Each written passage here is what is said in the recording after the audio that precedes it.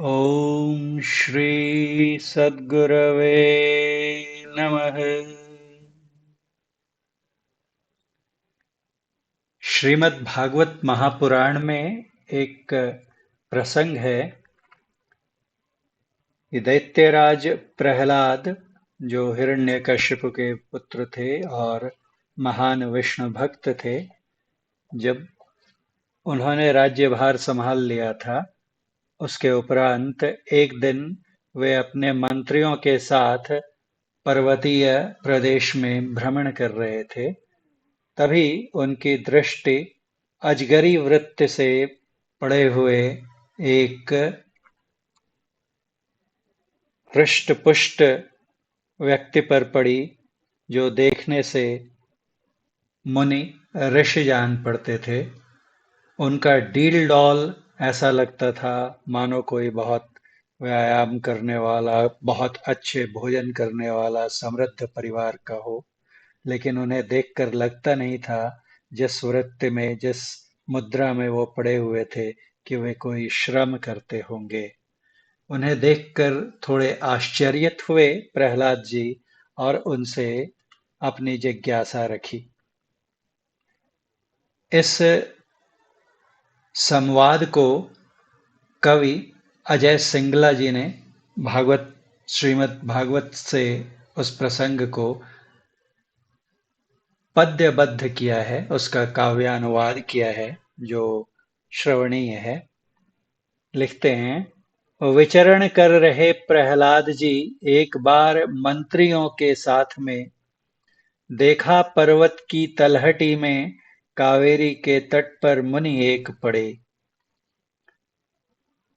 धूल से शरीर की ज्योति ढकी हुई, प्रहलाद ने जाकर चरणों का स्पर्श किया, प्रणाम किया, पूजा की उनकी, और उनसे था ये प्रश्न किया। भगवन, शरीर हृष्ट पुष्ट आपका, जैसे उद्योगी और भोगी पुरुषों का। उद्योग से धन, धन से भोग मिलें, शरीर हृष्ट पुष्ट हो भोगियों का। भगवन, उद्योग नहीं करते आप हैं, आपके पास धन नहीं इसलिए भोग, आपके पास धन नहीं इसलिए भोग कहाँ से प्राप्त होंगे, फिर शरीर हृष्ट पुष्ट है कैसे। विद्वान, समर्थ और चतुर आप हैं, और आप ऐसी अवस्था में संसार को कर्म करते हुए देख भी पड़े हुए हैं समभाव में। इस सब का क्या कारण है, कृपा कर मुझको बतलाइए।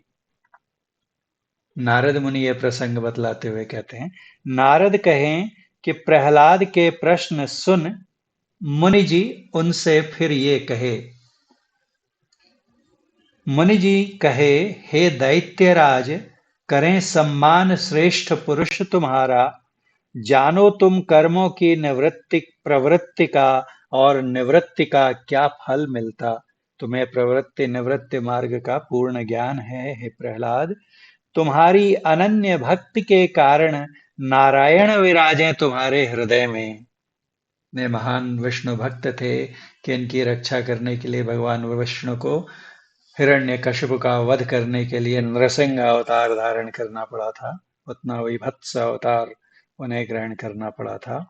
तुम्हारी अनन्य भक्ति के कारण नारायण विराजे तुम्हारे हृदय में, फिर भी मुझे जैसा कुछ आता उसके अनुसार उत्तर दूं मैं तुम्हें। क्या उत्तर देते हैं मुनिवर। जानबूझकर इस पद्य में उनका नाम लिखा है, लेकिन मैं उनकी जगह मुनि कह रहा हूं। प्रहलाद, तृष्णा ऐसी वस्तु है, इच्छानुसार भोग के मिलने पर भी जो कभी नहीं होती पूरी, संसार चक्र उसी कारण ही। ये जो संसार का चक्र हम देखते हैं, इसके मूल में अतृप्त तृष्णाएं ही हैं। न जाने कितने कर्म करवाए तृष्णा ने मुझसे, और इससे कितनी योनियों में भटक कर देववश मनुष्य योनि मिली है अब मुझे। स्वर्ग मोक्ष तिर्यक योनि, तिर्यक योनि मनुष्य के अतिरिक्त जो योनियां होती हैं वो तिर्यक योनियां कहलाती हैं। स्वर्ग मोक्ष तिर्यग योनि तथा मानव देह इससे प्राप्त होती। अब ये मनुष्य शरीर मिला, इसमें हम जैसे कर्म करेंगे उसके अनुकूल हमें या स्वर्ग मिलेगा, मोक्ष मिलेगा, या तिर्यक योनियां प्राप्त होंगी, वह नरक मिलेगा, वह फिर से मानव देह मिलेगी। स्वर्ग मोक्ष तिर्यक योनि तथा मानव देह इससे प्राप्त होती। पुण्य करो इसमें तो स्वर्ग मिले, पाप करो तो योनि पशु पक्षी की। निवृत्त हो जाएं तो मोक्ष, और दोनों प्रकार से काम करें तो इस मनुष्य को फिर से मनुष्य योनि ही प्राप्त हो। परंतु मैं ये देखता हूं कि संसार के सभी पुरुष कर्म जो करते सुख की ही प्राप्ति के लिए और निवृत्त होने को दुख से, किंतु किंतु उसका फल उल्टा होता और भी दुख में पड़ जाते वो। इसलिए मैं उपरत हो गया इन सब से। ये कर्म हैं जो, इन कर्मों से मैंने अपने को उपरत कर लिया। विषयों की ओर है दौड़ता मनुष्य अपनी आत्मा को छोड़कर, प्रारब्ध को भोगता हुआ पड़ा रहता, समस्त भोगों को मनोराज्य मात्र समझकर मैं। दूसरी तरफ मैं जो प्रारब्ध के फलस्वरूप मुझे भोग मिले हैं उन्हें यूं ही पड़े रहकर निरासक्त भाव से भोगता रहता हूं। शरीर आदि तो प्रारब्ध के अधीन है, उसके द्वारा जो सुख पाना चाहता या मिटाना चाहता दुख अपना, कभी वो सफल नहीं हो पाता।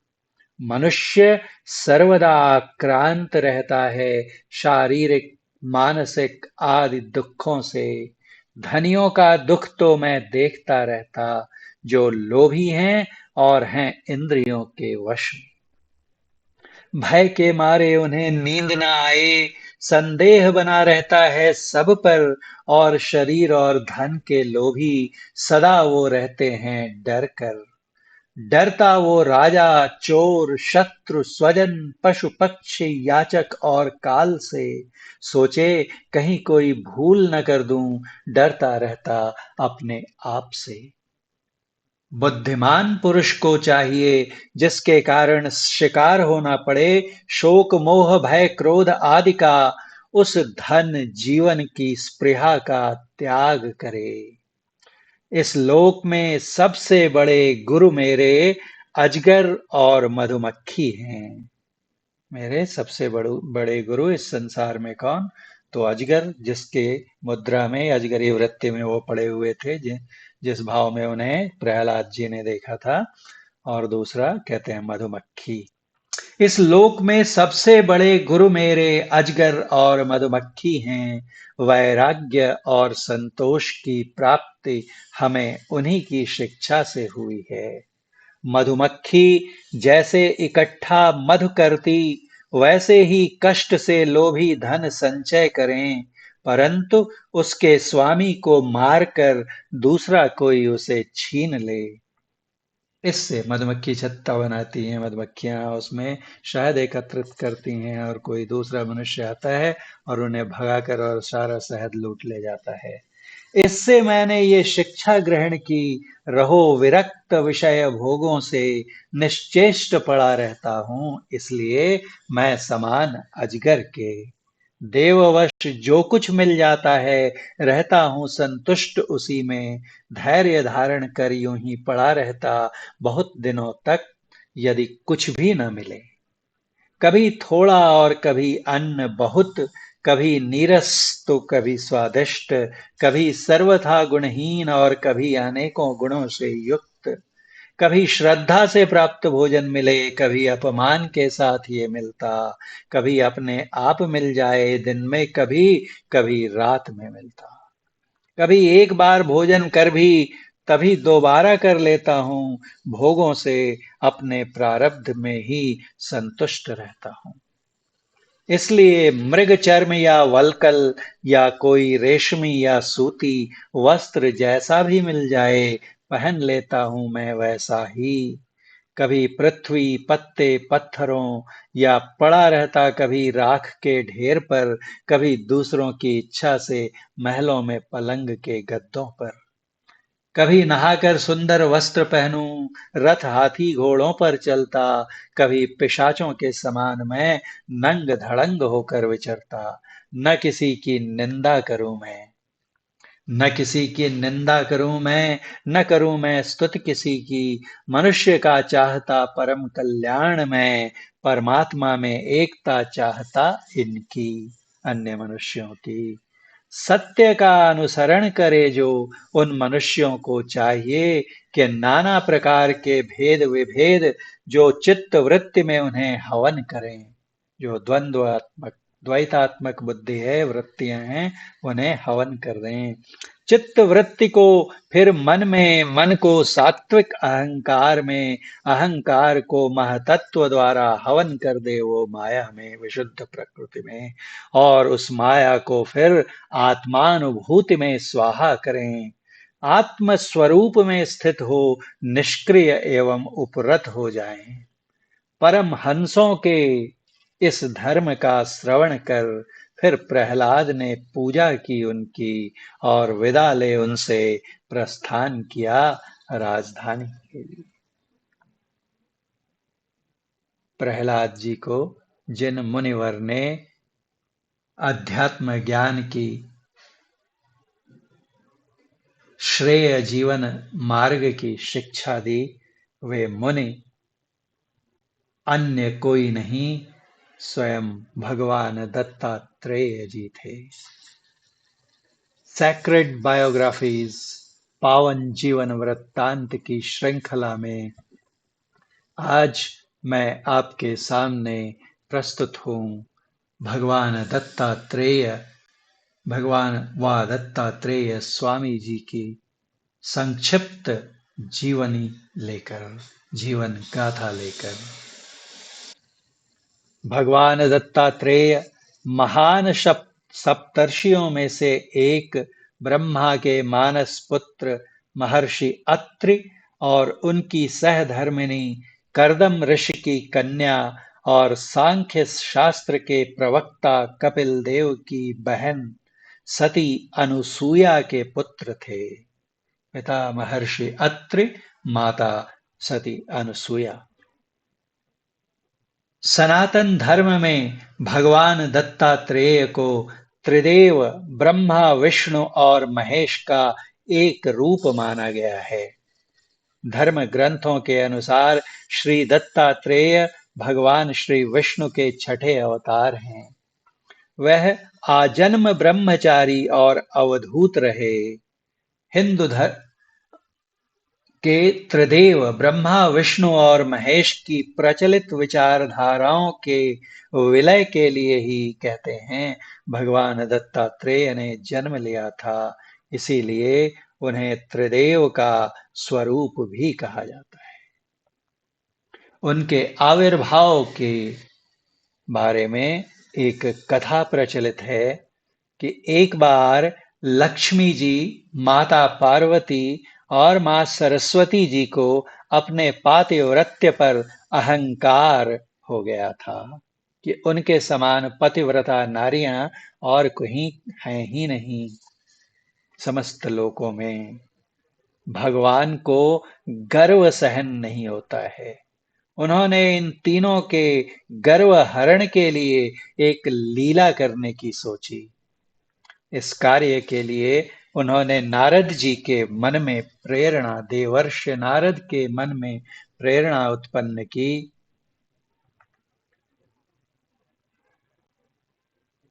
पृथ्वीलोक की मातृशक्ति का गुणगान बढ़ाने के लिए भी देवर्षि नारद ब्रह्मलोक गए।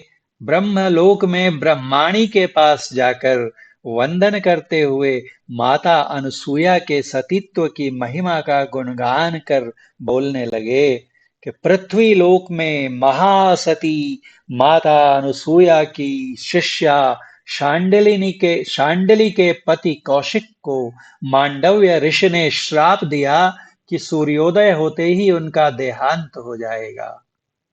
परंतु सती शांडिली, जो माता अनुसूया की शिष्या थीं, उन्होंने निरंतर 7 दिन सूर्योदय होने ही नहीं दिया। अंत में देवों ने माता अनसुया को प्रार्थना की, क्योंकि सूर्योदय होने पर उनके पति को की मृत्यु का श्राप मिल गया था, इसलिए उन्होंने 7 दिनों तक सूर्योदय ही रोक दिया। देवों ने माता अनसुया से प्रार्थना की, कृपया आपकी शिष्या शांडिली से सूर्य को मुक्त कराइए। माता के आदेश पर सूर्यदेव को फिर से गति प्राप्त हुई और कौशिक का देहांत हुआ।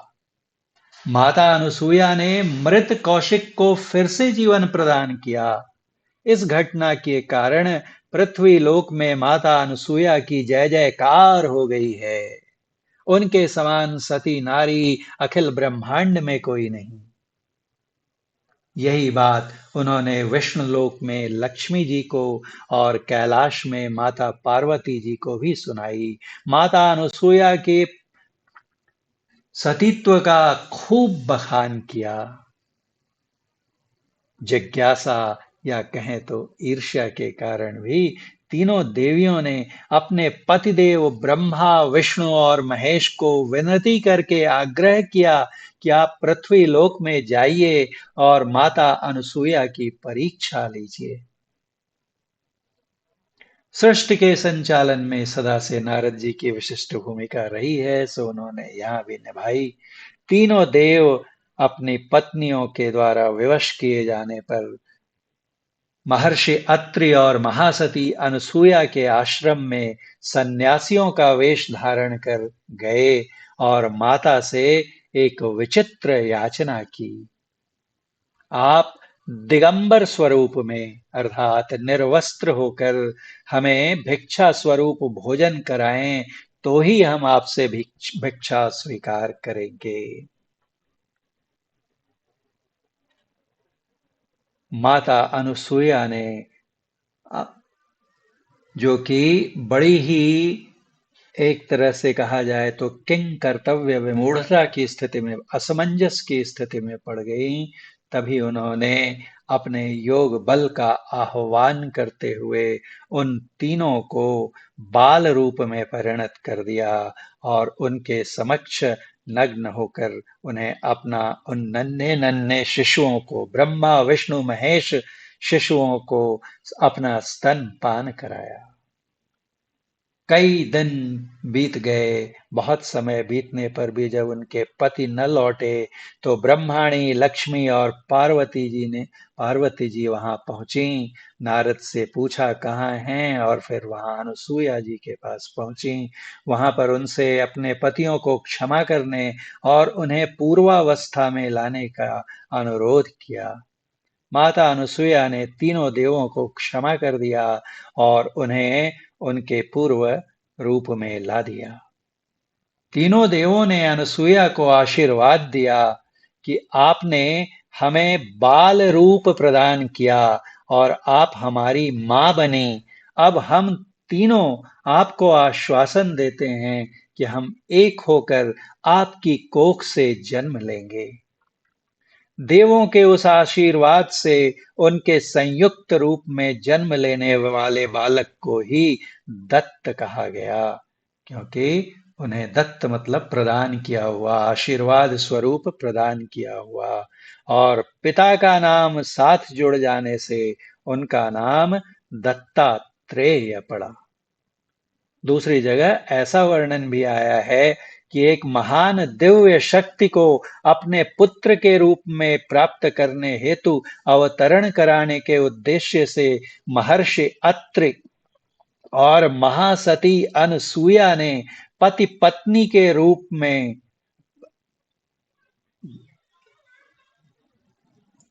पर्वतीय अरण्य प्रदेश में घोर तपस्या की। उनकी तपस्या से प्रसन्न होकर त्रिदेव प्रकट हुए और वर मांगने को कहा। महर्षि अत्रि ने वर मांगा कि ब्रह्मांड की एक महान दिव्य शक्ति मेरे पुत्र के रूप में पृथ्वी पर अवतरित हो। त्रिदेव बोल उठे, अहम तुभ्यम मया दत्तम, अर्थात मैंने अपने आप को आपके पुत्र के रूप में दिया। दत्तम, दत्त और आत्रेय, अत्रि के पुत्र होने के कारण आत्रेय, इन दो शब्दों को मिलाकर उनका नाम हुआ दत्तात्रेय। अत्रि, अत्रि, जो त्रिपुटी से, त्रिगुणों से परे हों, अत्रि। और अनसूया, असूया मतलब होता है ईर्ष्या, मनोविकार। और अन असूया अर्थात जो ईर्ष्या रहित हो, ऐसे माता पिता की कोख से तो ऐसे ही पुत्र का, संतान का जन्म होगा। महाराष्ट्र के कई स्थानों पर भगवान दत्तात्रेय के 16 अवतार उनकी जन्म तिथि के दिन भव्य रूप से मनाए जाते हैं। उनके बारे में कहते हैं कि वो भगवान दत्तात्रेय वाराणसी पुरस्त्राई कोल्हापुर जपाहरः माहुरी पुरभिक्षासी रहाशायी सहाशायी दिगंबरः। अर्थात भगवान श्री दत्तात्रेय जी वाराणसी में, काशी में नित्य प्रातः गंगा स्नान करते हैं, कोल्हापुर में नित्य जप करते हैं और सह्याद्री की गुफाओं में दिगंबर वेश में शयन करते हैं। दत्तात्रेय जयंती मार्गशीर्ष मास की पूर्णिमा को, मार्गशीर्ष जिसे अगहन भी कहते हैं, कि पूर्णिमा को संध्या समय मनाई जाती है। उस दिन भगवान भक्तगण, ये जो दृश्य आप देख रहे हैं इसमें माता अनसुया तीनों बालकों के साथ बैठी हुई हैं और उन तीनों त्रिदेवों की पत्नियां उनसे करबद्ध विनती कर रही हैं कि उन्हें उनके वास्तविक रूप में वापस ला दें। तो हम लोग क्या सुन रहे थे? दत्तात्रेय जयंती मार्गशीर्ष पूर्णिमा को संध्या समय मनाई जाती है। उस दिन भक्तगण उपवास या फलाहार करते हैं और संध्या काल में उनका जन्मोत्सव मनाते हुए उनकी मूर्ति की दशोपचार अथवा षोडशोपचार से सविधि विधिवत पूजा की जाती है। फिर आरती उतारी जाती है, फिर पुष्पांजलि, प्रदक्षिणा, क्षमा प्रार्थना के बाद गुरु वंदन, मातृपुत्र वंदन इत्यादि किया जाता है। कुछ कुछ दत्त क्षेत्रों में यह भी देखा गया है कि भक्तगण पूजा सामग्री, नैवेद्य, आरती इत्यादि लेकर आकाश में उस दिन दिखाई पड़ने वाले मृगशिरा नक्षत्र के 3 तारों को भगवान त्रिमूर्ति दत्तात्रेय समझकर उनकी पूजा, आरती तथा प्रदक्षिणा करते हैं और दत्तात्रेय जी के दर्शन पाने का हर्षोल्लास मनाते हैं। श्री दत्तः शरणं मम प्रतिपलं दत्त भजे सद्गुरुं, श्री दत्तेन विनिर्मितं जगदिदं दत्ताय तुभ्यं नमः। श्री दत्तात् परा न मे गतिर्ह्यो, श्री दत्तस्य दासोऽस्म्यहं, श्री दत्ते लयमेतु मे मन इदं दत्त प्रसीद प्रभो। भगवान दत्तात्रेय ने अपने 24 गुणों का वर्णन, गुरुओं का वर्णन किया है, जिसके बारे में हम आगे सुनेंगे।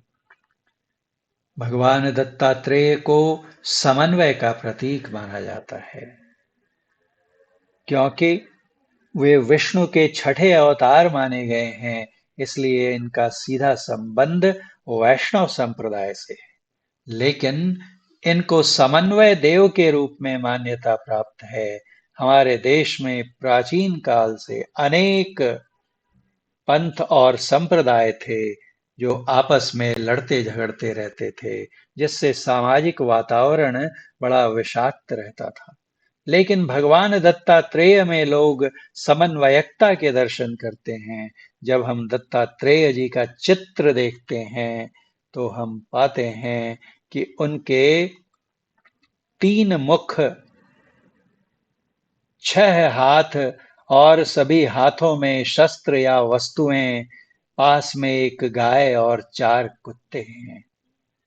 3 मुख 3 देवों को दर्शाते हैं, बाएं ब्रह्मा, बीच में विष्णु और दाएं महेश शिव दत्तात्रेय के 6 हाथों में कमंडल, माला, शंख, चक्र, त्रिशूल और डमरू हैं, जो कि विशिष्ट अर्थ सूचक हैं। कमंडल और माला ब्रह्मा के, शंख और चक्र विष्णु के हैं, तो त्रिशूल और डमरू शिव के हैं। उनके ऐसे रूप को देखकर विभिन्न पंथ या संप्रदाय के अनुयायी अपने आप को उनसे जोड़ते हैं। शंख और चक्र के आधार पर वैष्णव लोग इन्हें भगवान विष्णु का अवतार मानते हैं, लेकिन त्रिशूल और डमरू हाथ में लिए होने के कारण शैव लोग भी इन्हें उतना ही अपना मानते हैं। इनके साथ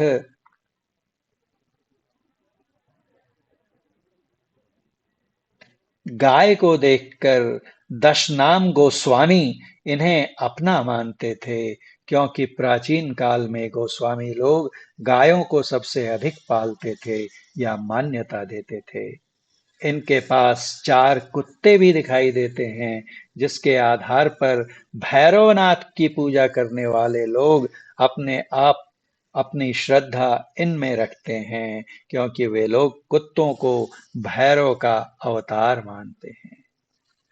वैसे तो भगवान दत्तात्रेय वैष्णव विचारधारा के हैं, जबकि दशनाम गोस्वामी श्रीमद् आदि शंकराचार्य जी ने अपने समय में 10 तरह के उपनाम दिए थे। उस समय के साधु समाज को 10 नामों में विभाजित किया था, जो प्राकृतिक शक्तियों के पीछे नाम रखे गए थे, जैसे वन, अरण्य, तीर्थ, आश्रम, गिरि, पर्वत, सागर, सरस्वती, भारती, पुरी उपनाम धारक लोग आज भी हमारे यहाँ पाए जाने वाले बहुत से साधु समाज में आप ये उपनाम जुड़ा हुआ पाएंगे। जबकि तो कहते हैं कि वैसे तो वो वैष्णव विचारधारा के देव माने गए, जबकि दशनाम गोस्वामी विशुद्ध रूप से शैव हैं, अर्थात केवल भगवान शिव को अपना आराध्य देव मानने वाले हैं। दशनाम शैव सन्यासियों के 7 अखाड़े हैं, जिनमें से जूना अखाड़ा सबसे अधिक व्यापक एवं शक्तिशाली है, और इनके इष्ट देव भगवान दत्तात्रेय हैं। जूनागढ़ का जो अखाड़ा है, जूना अखाड़ा गुजरात, इस लिहाज से देखें तो दशनाम गोस्वामी लोग शैव होते हुए भी वैष्णव संस्कृति को आत्मसात करते हैं। दशनाम गोस्वामी लोग आदि शंकराचार्य की जयंती हर वर्ष पूरी धूमधाम से मनाते हैं, और साथ ही भगवान दत्तात्रेय जी को भी बहुत मानते हैं, और उनकी जयंती भी स्थान स्थान पर मनाते हैं। उस दिन जगह जगह झांकियां निकाली जाती हैं, व्रत रखे जाते हैं, कीर्तन भजन होते हैं। इस तरह से हम देखते हैं कि भगवान दत्तात्रेय एक समन्वयक देवता थे। उन्हें योगी संप्रदाय में आदि योगी माना जाता है। जो योगियों का संप्रदाय है भारत में, उनमें सबसे प्रथम योगी उन्हें मानते हैं, और सभी लोग उन्हें अपार श्रद्धा से देखते हैं। दत्तात्रेय भगवान के आविर्भाव का के आध्यात्मिक अर्थ पर अगर दृष्टि डाली जाए, तो हमने थोड़ी देर पहले देखा था अ अर्थात नहीं, त्रि अर्थात त्रिपुटी। इस प्रकार अत्रि अर्थात जागृति, स्वप्न, सुषुप्ति, सत्व, रज, तम और ध्याता, ध्येय, ध्यान जैसी त्रिपुटी जिसमें नहीं है, अत्रि।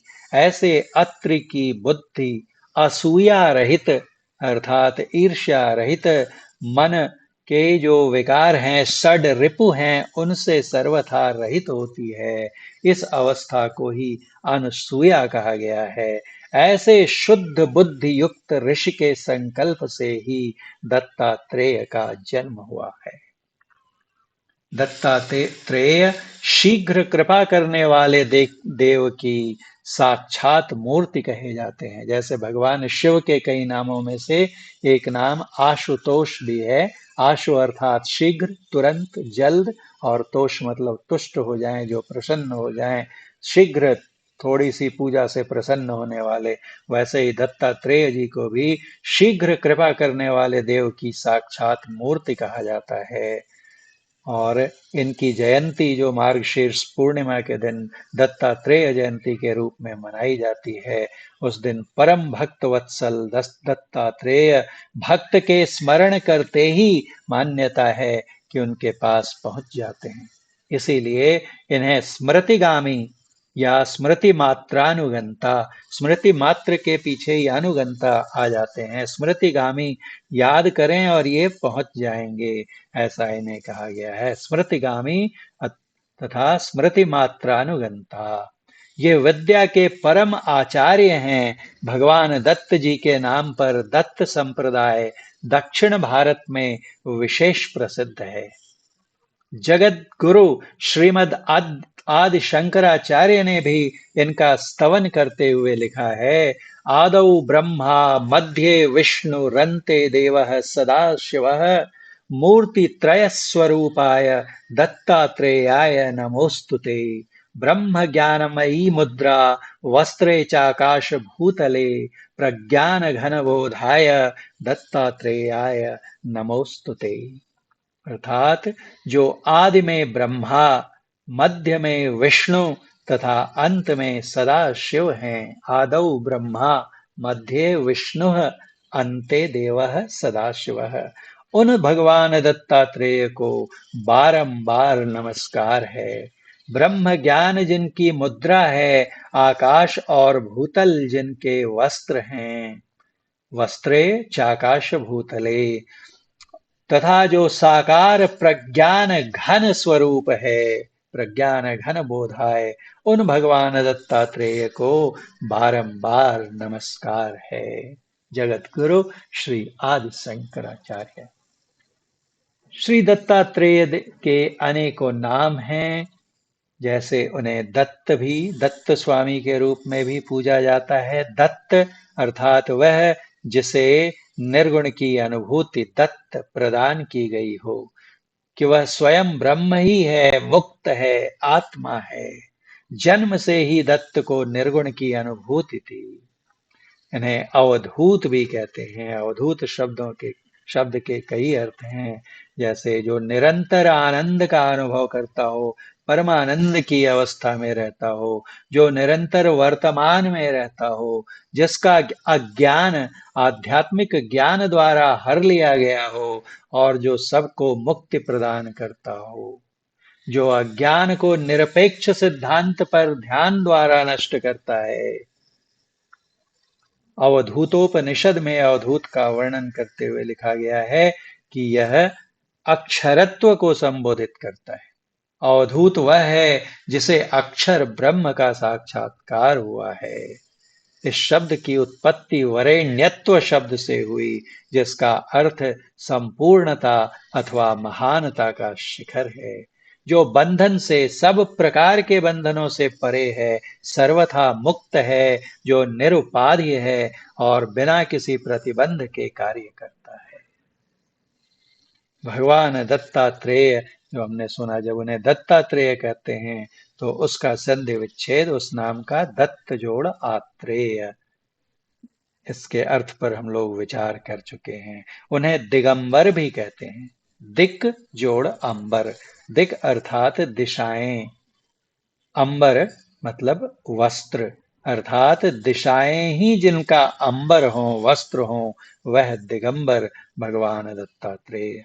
हम लोग जो वस्त्र धारण करते हैं तो वस्त्र हमारे शरीर के अनुपात में होता है, वो हमारे शरीर से सटा हुआ होता है और हमारे शरीर को ढकता है। समस्त दिशाएं ही जिनकी वस्त्र हो जाएं, अर्थात उनका विस्तृत्व, उनका विस्तार कितना होगा। इतना विशाल, इतना विभु, इतना सर्वव्यापी दिगंबर शब्द उनकी विभुता का द्योतक है। श्रीपाद, श्री भगवान का कभी समाप्त न होने वाला तत्व है। यह तत्व एक सन्निहित आत्मा को भगवान के तत्व की ओर, अर्थात श्री तत्व के पवित्र चरणों की ओर ले जाता है, इसलिए इन्हें श्रीपाद भी कहते हैं। और इनका एक और नाम वल्लभ भी है। वल्लभ के रूप में श्री दत्त परिपत परिपत्र के आकार की नकारात्मक ऊर्जा से ब्रह्मांड की रक्षा करने वाले हैं, जो भयाक्रांत जीवात्मा को सुरक्षा प्रदान करता है। भगवान दत्तात्रेय के कई अवतार भी माने गए हैं, जिनमें प्रमुख जो चित्र आप देख रहे हैं यहाँ पर प्रमुख अवतार हैं इनके।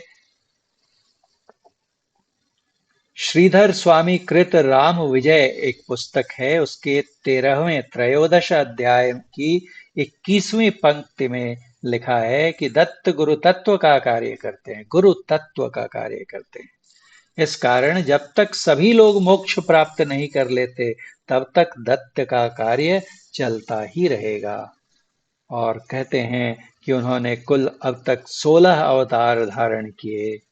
परम पूज्य वासुदेवानंद सरस्वती कृत श्री दत्तात्रेय षोडशावताराह में इन अवतारों की 16 अवतारों की कथाएं हैं, जिनमें मुख्य श्रीपाद श्री वल्लभ दत्त के प्रथम अवतार माने गए हैं।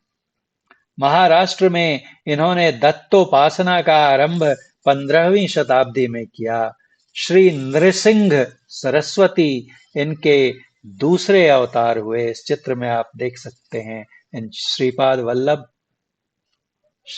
श्री वल्लभ और ये श्री नृसिंह सरस्वती। श्री नृसिंह सरस्वती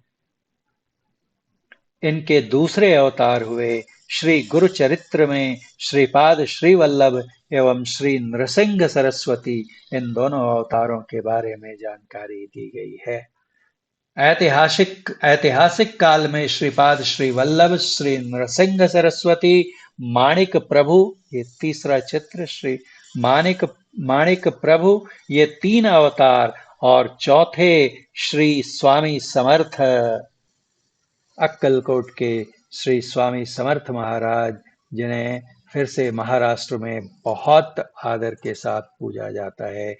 ये 4 इनके पूर्ण अवतार माने गए हैं। अंशात्मक अवतार तो अनेक हैं, इनमें श्री वासुदेवानंद सरस्वती टेम्बे स्वामी भी समाविष्ट हैं। लोगों द्वारा दिए जाने वाले कष्ट से बचने हेतु श्री नृसिंह सरस्वती अपने शिष्यों को बताकर करदली वन में चले गए। वहां तपश्चर्या करते समय उनके शरीर पर चींटियों ने बमीठा बनाया, जिससे उनका संपूर्ण शरीर ढक गया। अनेकों वर्ष उपरांत एक लकड़हारा उस जंगल में लकड़ी काटने आया। लकड़ी काटते समय उसकी कुल्हाड़ी का वार बमीठे पर पड़ा, वाल्मीकि पर पड़ा। कुल्हाड़ी पर रक्त लगा देख वह घबरा गया और उसने बमीठे को कुरेदा। उसमें से अक्कलकोट स्वामी जी के रूप में श्री नृसिंह सरस्वती निकले। अक्कलकोट के वर्तमान मठ में उदुम्बर वृक्ष के नीचे स्वामी जी का वास्तव्य है। इस तरह से उनके 4 प्रमुख अवतारों के बारे में जाना हमने, और अब आइए हम उनके कुछ प्रमुख तीर्थ क्षेत्रों के बारे में जानकारी ग्रहण करते हैं। पहला माहूर है, जो महाराष्ट्र में नांदेड़ जनपद के किनवट तहसील में स्थित है। दूसरा गुजरात के सौराष्ट्र प्रदेश में जूनागढ़ के निकट गिरनार पर्वत है, जहां तक जाने में 10,000 सीढ़ियां हैं। तीसरा कारंजा, जो श्री नृसिंह सरस्वती जी का जन्म स्थान है, इसका दूसरा नाम है लाड कारंजे। काशी के ब्रह्मानंद सरस्वती जी ने इस स्थान पर प्रथम दत्त मंदिर बनवाया था। चौथा उदुम्बर, श्री नृसिंह सरस्वती जी ने यहाँ चातुर्मास निवास किया था। यह स्थान महाराष्ट्र के भिलवड़ी स्थानक से 10 किलोमीटर की दूरी पर कृष्णा नदी के तट पर है। पांचवा नरसोबा की वाड़ी, जिसे मराठी में नरसोबाची वाड़ी कहते हैं, जो चित्र आप अपने स्क्रीन पर अभी देख रहे हैं। इसके अतिरिक्त और भी इनका क्षेत्र है गाणगापुर। गाणगापुर में भी, ये जो पुणे रायचूर मार्ग पर कर्नाटक में अवस्थित है। भीमा और अमरजा नदियों का यहाँ संगम है। यहाँ श्री नरसिंह सरस्वती जी ने 23 वर्षों पर्यंत वास किया और यहीं पर अपने बहुत महत्वपूर्ण कार्य किए। यहाँ से उन्होंने श्री शैल्य के लिए प्रयाण किया। इनके अतिरिक्त कुरवपुर, जो पुनः कर्नाटक में रायचूर के निकट है, पल्लदिनी के पास, और पीठापुर, जो आंध्र प्रदेश में श्रीपाद श्री वल्लभ जी का जन्म स्थान है, जिसका उद्घाटन टेम्बे स्वामी जी ने, पूज्य टेम्बे स्वामी जी ने किया था। नवा, वाराणसी। वाराणसी में नारद घाट पर दत्तात्रेय मठ है। श्री नृसिंह सरस्वती जी के जो वंशज आज भी यहाँ हैं, उनका उपनाम काळे है। आगे चलकर काळे नाम का अपभ्रंश कालिया हो गया। आज भी वहां कालिया नामक बाग एवं गली है। 10वां, श्री शैल्य। यह भाग्यनगर, हैदराबाद के निकट है। श्री नृसिंह सरस्वती ने वहां प्रयाण किया था। भट्टगांव, यह काठमांडू, नेपाल नेपाल की राजधानी काठमांडू से लगभग 35 किलोमीटर की दूरी पर है। और 12वां, पांचालेश्वर, जो महाराष्ट्र के बीड जनपद में अवस्थित है। यह सूचना सनातन ग्रंथ भगवान दत्तात्रेय से ली गई है।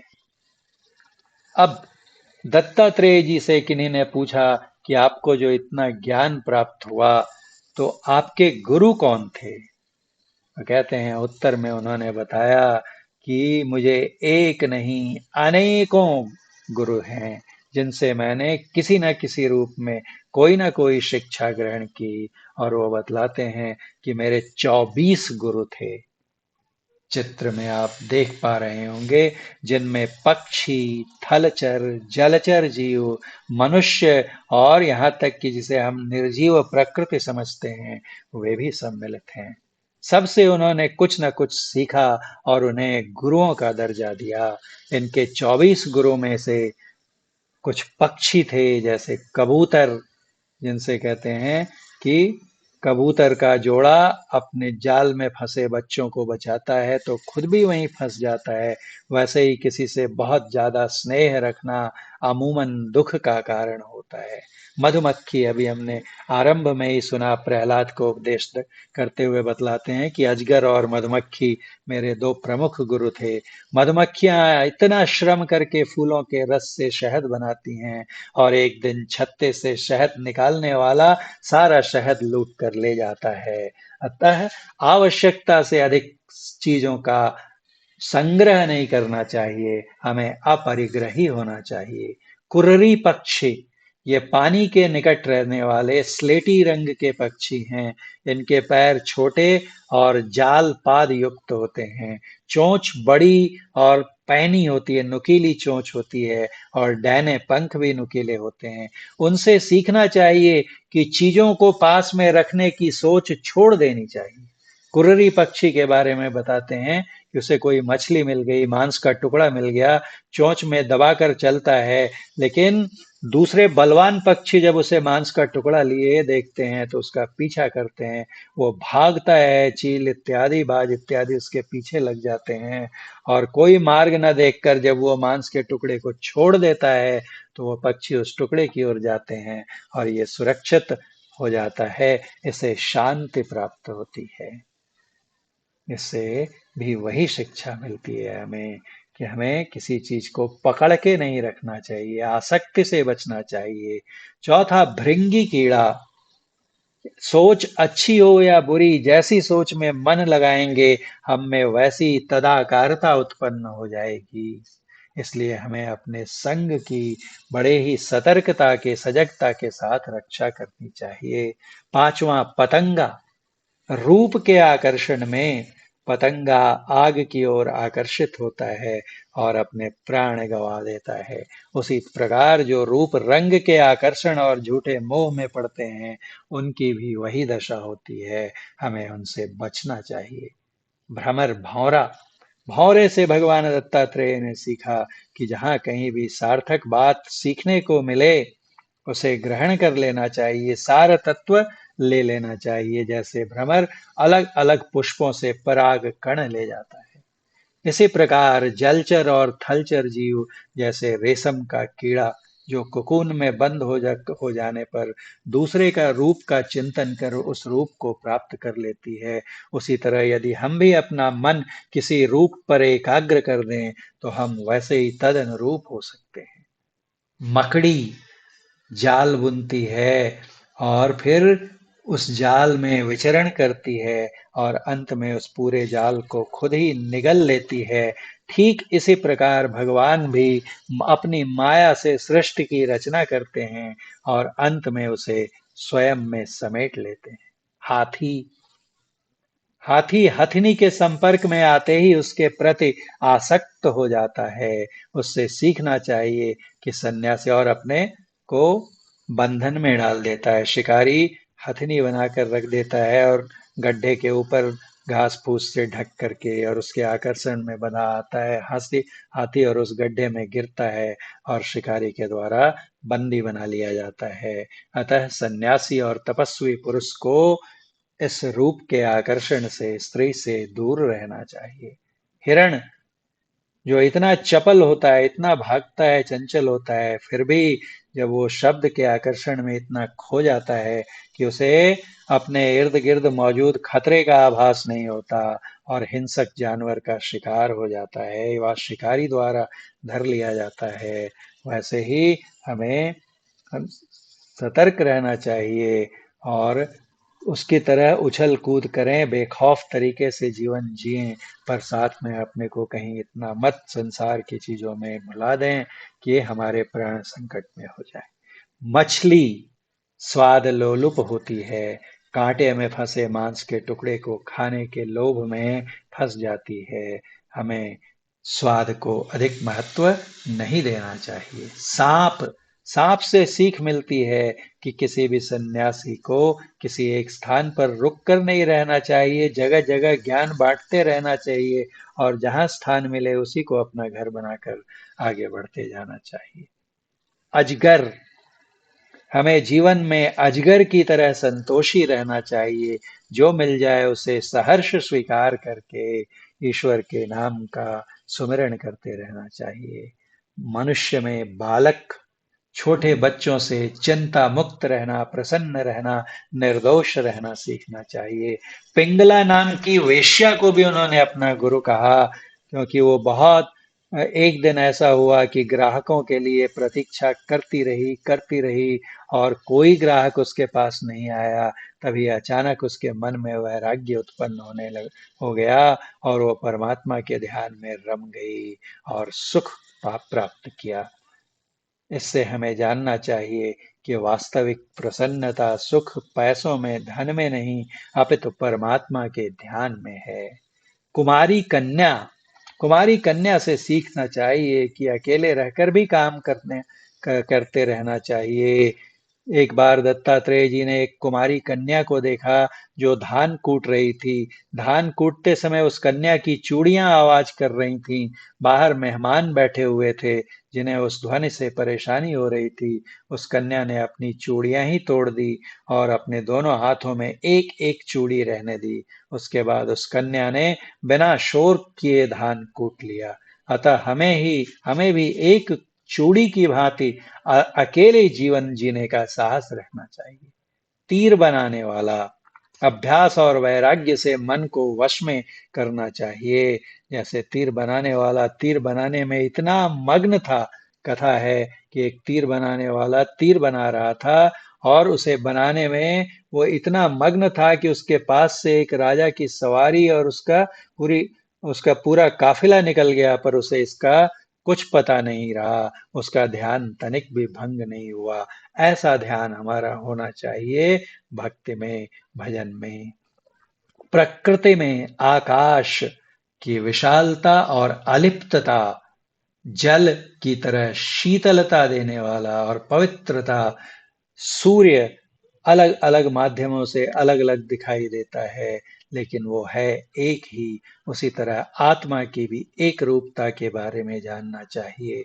वायु अच्छी या बुरी जगह जाने पर भी उसका मूल रूप वो अपना बरकरार रखती है, उसी तरह हमें कैसी भी संगति में रहते हुए अपनी अच्छाइयों को, अपने स्वभाव को नहीं छोड़ना चाहिए। समुद्र, उसमें सरिता आकर जल दे न दे, प्रत्येक परिस्थिति में सम बना रहता है। वैसे ही हमें भी जीवन के उतार और चढ़ाव में सदैव प्रसन्न और गतिशील रहना चाहिए। आग, कैसे भी हालात हों, हमें उन हालातों में ढल जाना चाहिए। अग्निर्यथैको भुवनम प्रविष्टो, जिस प्रकार आग अलग अलग लकड़ियों के बीच रहने के बाद भी एक जैसी ही नजर आती है।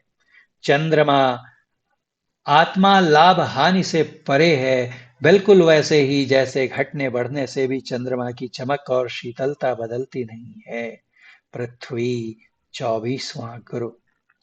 पृथ्वी सहनशीलता और परोपकार की भावना सिखलाती है।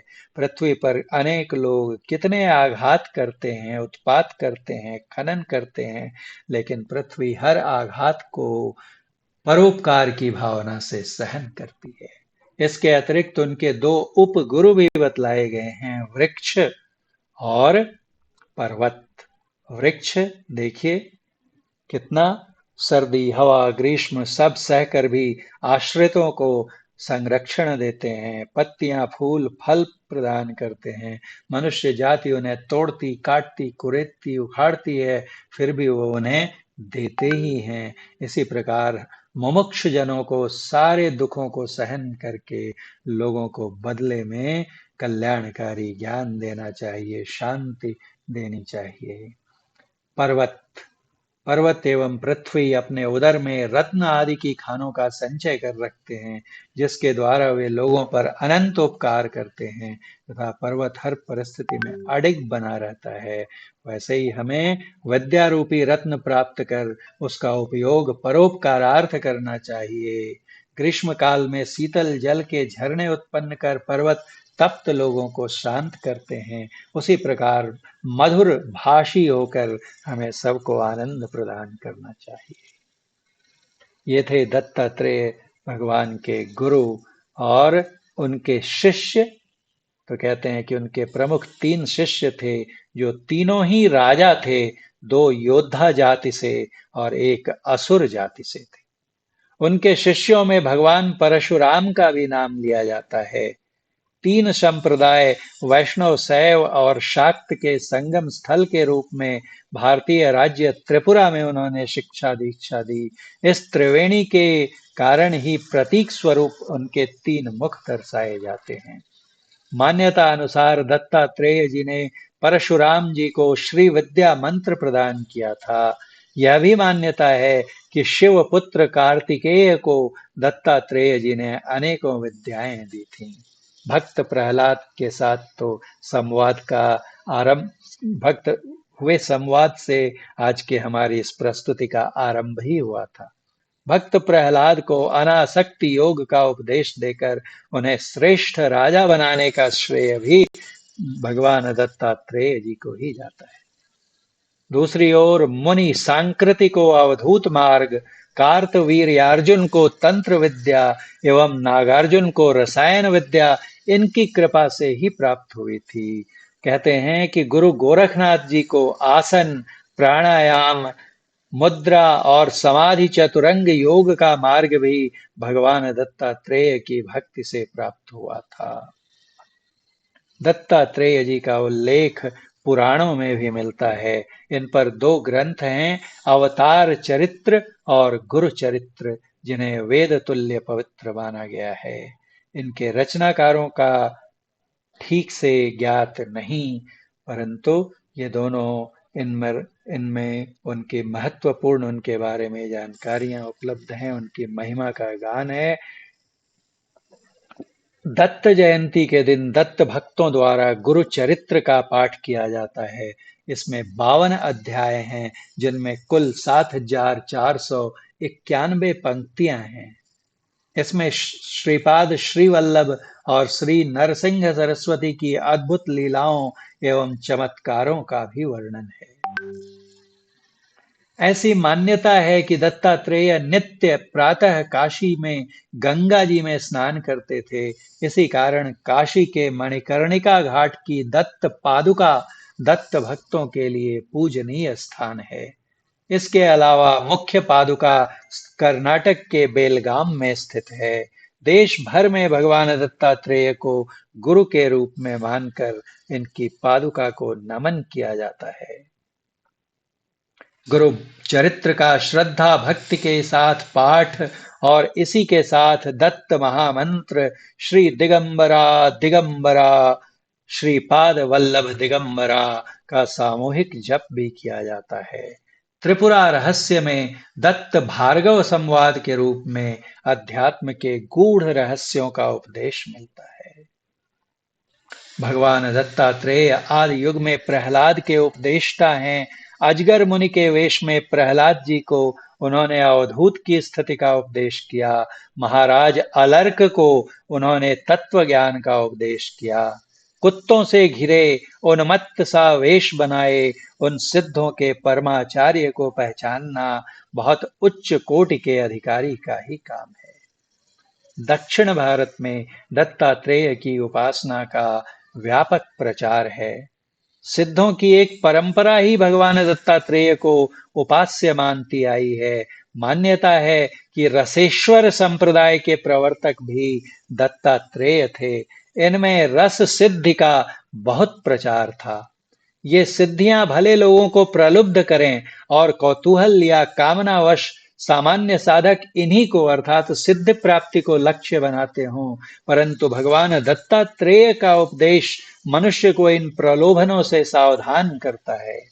उनके अनुसार साधन का लक्ष्य परम पुरुषार्थ मोक्ष की प्राप्ति होनी चाहिए। कहते हैं एक बार देवतागण दैत्यों से हारकर बृहस्पति की शरण में गए। बृहस्पति ने उन्हें गर्ग के पास भेजा। वे लक्ष्मी अपनी पत्नी सहित आश्रम में विराजमान थे। उन्होंने दानवों को वहां जाने को कहा। देवताओं ने दानवों को युद्ध के लिए ललकारा, फिर दत्तात्रेय के आश्रम में शरण ली। जब दैत्य आश्रम में पहुंचे तो लक्ष्मी का सौंदर्य देखकर आसक्त हो गए। युद्ध की बात भूलकर वे लोग लक्ष्मी को पालकी में बैठाकर अपने मस्तक से उनका वहन करते हुए चल दिए, पर नारी का स्पर्श करने के कारण उनका तेज नष्ट हो गया। दत्तात्रेय की प्रेरणा से देवताओं ने युद्ध करके उन्हें हरा दिया। दत्तात्रेय की पत्नी लक्ष्मी पुनः उनके पास पहुंच गई। दत्तात्रेय जी को गुरुवंश का प्रथम गुरु, साधक, योगी और वैज्ञानिक माना जाता है। कहते हैं दत्तात्रेय ने पारद से व्योमयान की उड्डयन शक्ति का, फ्लाइंग पावर का पता लगाया था और चिकित्सा शास्त्र में क्रांतिकारी अन्वेषण किया था। मेडिकल साइंस में भी उनकी रिसर्चेस थी। त्यागी भोगी महायोगी नित्यानंदो निरंजनः सर्वरूपी सर्वदाता सर्वगः सर्वकामदः। अर्थात वे एक ही साथ त्यागी भोगी महायोगी नित्य आनंद युक्त आनंद स्वरूप माया मुक्त निरंजन, अंजन अर्थात माया, निरंजन अर्थात माया मुक्त माया रहित विशुद्ध ज्ञानी हैं। वे एक ही साथ सब रूप धारण कर सकते हैं, सर्वरूपी, सब जगह जा सकते हैं, सर्वगह, और सभी को सभी अभिलषित पदार्थ प्रदान करने में भी समर्थ हैं, सर्व कामदः। भस्मोदधूलित सर्वांगो महापातक नाशनः मुक्ति प्रदो मुक्तिदाता जीवन मुक्तो न संशयः। महर्षि दत्तात्रेय अपने शरीर में भस्म लपेटे रहते हैं। भस्मोदधूलित सर्वांगो, इनके दर्शन या स्मरण से सब पापों का नाश हो जाता है। ये भोग एवं मोक्ष सब कुछ देने में समर्थ हैं और इसमें कोई संदेह नहीं कि ये पूर्ण जीवन मुक्त हैं। ऐसे अति दिव्य स्तुत्य महायोगी महादेव को बारंबार भूमिष्ठ प्रणाम जय करो। आशा है यह प्रस्तुति आपको पसंद आई होगी। इससे सद प्रेरक शिक्षाप्रद सूचनाएं मिली होंगी। यदि आपको अच्छी लगी हो यह प्रस्तुति तो कृपया इसे लोगों में साझा करें, पसंद लाइक करें, शेयर करें और आप में से जिन्होंने भी इस चैनल को, वाहिनी को अब तक सब्सक्राइब व स्वीकार नहीं किया है, उनसे विनती है कि इसे सब्सक्राइब व स्वीकार भी कर लें। शीघ्र ही एक अन्य पावन जीवन वृत्तांत की श्रृंखला में नई जीवनी लेकर उपस्थित होऊंगा। तब तक के लिए नमस्कार। जय गुरु।